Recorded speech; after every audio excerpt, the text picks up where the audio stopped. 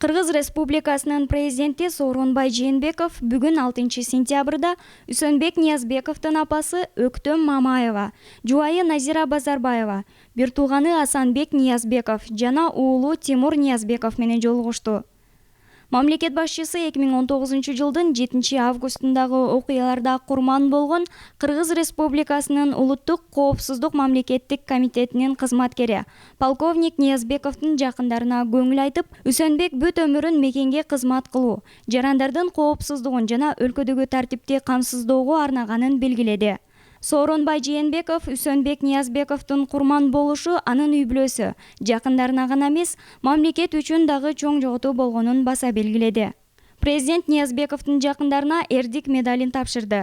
Ал террористтик түзүмдөрдү жок кылуу боюнча бир катар операцияларга ийгиликтүү катышып, улуттук коопсуздук органдарынын ар түрдүү ведомстволук сыйлыктарына ээ болгон. Өлкөдө тынчтык болсун да, мындан кийин ушу акыркы ыйлаган эне мен болоюн да, энелер ыйлабасын, мындан тынчтык болсун.